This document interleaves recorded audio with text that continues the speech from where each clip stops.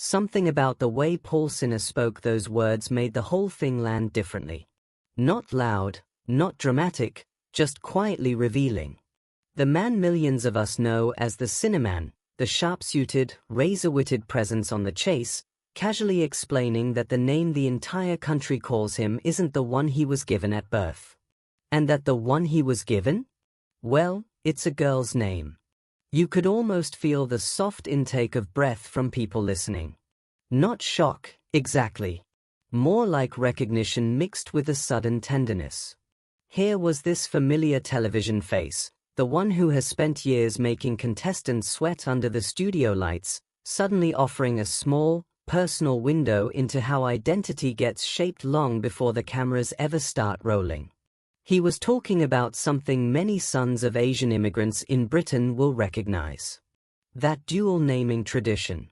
In Bengali, the Daknam and the Balanam. One is what the family calls you. The other is the formal name, the real one. His parents chose Supriya, spelled with an A, so the emphasis falls in a way that makes it a girl's name. The first thing that came into their heads, he said. And so, quite sensibly, they started calling him Paul. And they never stopped. There is something quietly moving about that decision. Two young parents, building a new life in a new country, looking at their son and choosing the smoother path for him. Not out of shame. Out of practical love. A more common name.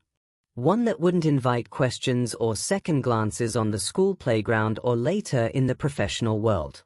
And yet the original name stayed. School friends still know him as Supriya. Everybody else knows him as Paul. Two identities, running side by side for more than 5 decades. It makes you think about how many of us carry similar quiet negotiations inside us. The names we answer to in public. The ones that live only in the mouths of the people who have known us longest. The small compromises that shape a life without anyone outside the family ever noticing. When Paul spoke about it, there was no bitterness. No performance of struggle. Just a gentle, almost amused acknowledgement of the strange dual existence he has always lived. And that is what stayed with so many people. Not the revelation itself, but the ease with which he carried it. On a podcast, talking to Sam Thompson and Pete Wicks, he simply laid it out. No big dramatic pause. No request for sympathy. Just the truth of it. The boy who was given one name and lived another. The man who became the Sinhaman while still answering to Supriya among the people who knew him before the fame. Viewers online began talking about how it reframed him somehow. The same man who can demolish a contestant with a single raised eyebrow suddenly felt a little more human, a little more layered. There is something powerful about watching a public figure offer a small piece of their private history without turning it into content. It felt less like a reveal and more like an invitation to understand the person behind the television persona. Television has a way of flattening people into their most recognizable traits. The chase has given Paul a very clear outline, the witty, slightly sardonic, fiercely intelligent chaser. But moments like this soften the edges. They remind you that every familiar face on screen carries a longer, quieter story.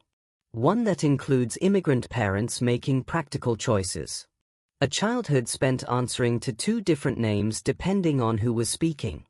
A life lived between cultures and expectations. Some people listening said it made them think of their own families. The names that were shortened, anglicized, or gently set aside in the hope of making life easier. Others simply felt a wave of affection for the man who has been part of their weekday evenings for years. There is a particular kind of warmth that arrives when a celebrity lets you see the ordinary human details underneath the polish. Not the polished anecdotes. The real ones. The ones that still carry a little quiet complexity. Perhaps that is why the conversation lingered. Because it wasn't really about a name at all.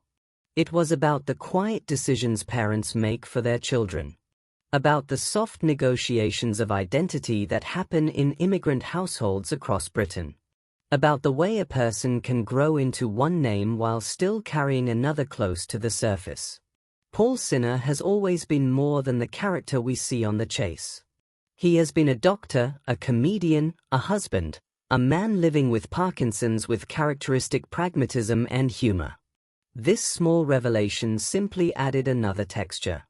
Another reminder that the people we watch every day are still, underneath it all, the children their parents named with hope and practicality and love. And maybe that is what stayed with so many of us. Not the headline. Not the surprise of learning his birth name. But the gentle way he carried both versions of himself without needing to choose only one. 2 names. 1 life.